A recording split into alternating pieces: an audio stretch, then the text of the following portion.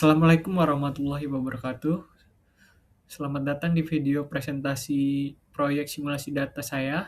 Perkenalkan, nama saya Dafadil Akbar, mahasiswa program studi Teknik Elektro, Fakultas Teknik, Universitas Mercubuana.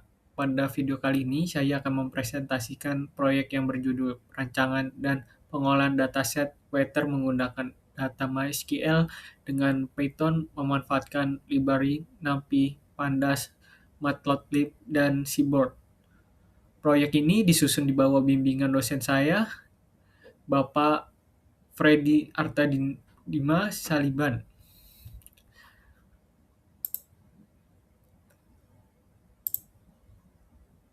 Ada 4 tahapan utama dalam roadmap proyek ini. Import dataset weather data recorded all.gcv ke MySQL. Membangun koneksi programatik menggunakan MySQL connector. Pengolahan data dengan NumPy dan Pandas, visualisasi dan analisis data menggunakan Matplotlib dan Seaborn. Secara ringkas, tujuan simulasi ini adalah merancang dan mengelola dataset cuaca secara kompresif, mulai dari penyimpanan terstruktur hingga ekstraksi visualisasi informasi yang bermakna. Bahan baku utama proyek ini adalah file weather data recorded all.gcv. Dataset ini berskala besar dengan total 300.071.769 baris data yang mencakup pengamatan dari 5 lokasi berbeda yang diidentifikasi melalui variabel kampus key. Setiap baris merekam 8 atribut utama secara berkala, mulai dari penanda waktu timestamp, apparent temperature atau suhu terasa, air temperature, suhu atau suhu udara aktual, dew point, relative humidity, hingga parameter angin seperti wind speed dan wind direction. Untuk penyimpanan data masif, ini secara terstruktur saya merancang database relasional di MySQL bernama WeatherDB dengan tabel utama weather data. Semua atribut cuaca tadi dipetakan ke dalam kolom database ini. Satu hal penting dalam aspek otomatisasi kode yang saya bangun adalah proses impor selalu diawali dengan perintah truncate table. Tujuan agar sistem otomatis mengatur dan menghapus data lama sebelum data baru dimasukkan sehingga database terhindar dari tumpang tindih data atau redundasi saat pengujian ulang.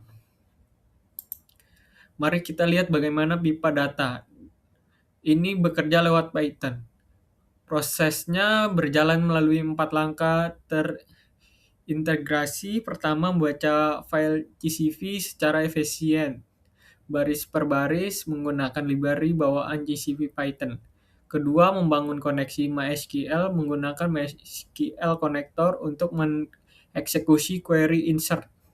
Ketiga, melakukan penanganan nilai kosong di mana data kosong pada GCP diubah menjadi nilai null agar kompatibel dengan tipe database MySQL. Langkah terakhir, sistem memverifikasi bahwa seluruh 300.071.769 baris data telah sukses terimpor ke database. Setelah proses impor rampung, database menyajikan ringkas statistik yang menarik. Sistem mencatat ada 300.071.769 baris data yang bersumber dari 5 lokasi pengamatan kampus K. Sepanjang periode pengamatan tersebut terekam 81.017 timestamp unik, namun Statistik ini juga langsung terdeteksi adanya indikasi missing value atau data kosong yang cukup signifikan di beberapa atribut. Mari kita bedah data yang hilang tersebut. Atribut suhu yaitu ampere, air, dan dew point temperatur serta relative humidity masing-masing memiliki 100.007 113 nilai kosong. Sementara itu, angka kehilangan terbesar ditemukan pada parameter angin, wind speed, dan wind direction dengan total 100.062.890 nilai kosong atau mencapai 43,8%. Dari keseluruhan data, pola kehilangan yang identik ini mengindikasikan secara kuat adanya gangguan teknis pada sensor fisik pengukur angin di lapangan pada periode yang sama. Masuk ke tahap analisis dan data menggunakan Pandas, NumPy, Matplotlib, dan Seaborn. Grafik pertama ini menampilkan distribusi data per kampus K. Visualisasi ini penting untuk mengevaluasi keseimbangan jumlah data yang tercatat masing-masing 5 lokasi pengamatan. Pemahaman sebaran ini krusial sebelum kita menarik kesimpulan statistik agar hasil analisis tidak mengalami bias akibat dominasi setelah satu kampus.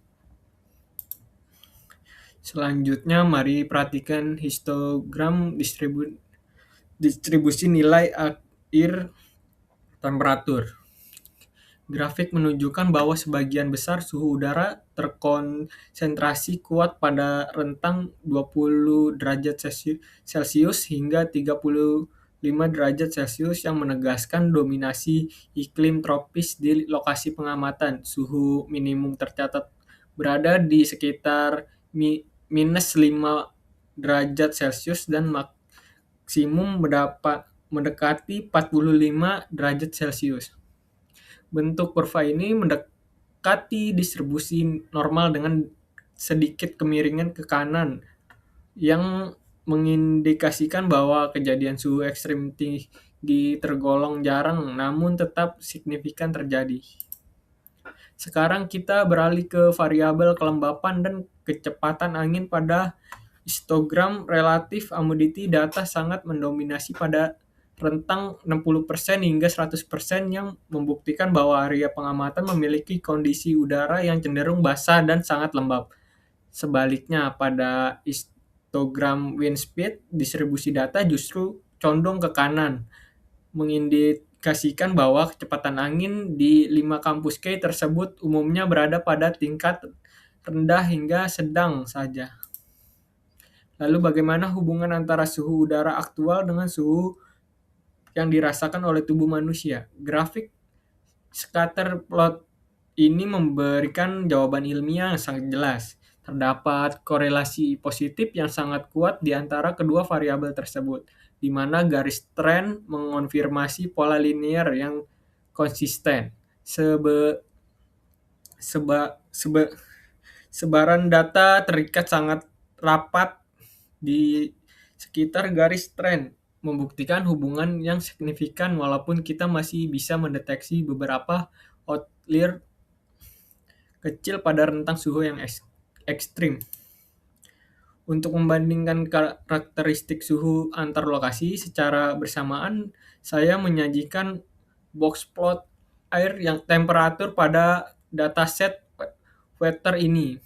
Melalui visualisasi ini, kita bisa melihat nilai minimum kuartil bawah median, kuartil atas nilai maksimum, serta sebaran outlier atau anomali suhu ekstrim yang terindikasi pada beberapa kampus K. Ini memudahkan kita melihat beberapa mikroklimat di tiap kampus. Sebelum puncak analisis, grafik terakhir adalah heat map korelasi persen. Metrik ini memetakan kekuatan hubungan antar seluruh variabel cuaca dalam rentan -1 hingga 1. Hasil matematika membuktikan dua temuan kunci. Pertama, air temperatur dan apparent temperatur memiliki korelasi positif sangat kuat mendekati angka 1. Kedua, relative humidity terbukti berkorelasi negatif dengan variabel suhu, yang artinya suhu lingkungan meningkat, kelembapan udara sekitarnya dipastikan akan menurun. Berdasarkan seluruh hasil perancangan dan simulasi, dapat ditarik 4 kesimpulan utama. Proses data pipeline lewat Python dan menyimpan terstruktur di MySQL berhasil dieksekusi dengan sangat baik. Sistem andal dalam mengelola big data cuaca sebanyak 300.071.769 data dari 5 lokasi berbeda, kita berhasil mengidentifikasi adanya missing value signifikan yang menjadi indikator kerusakan sensor fisik di lapangan.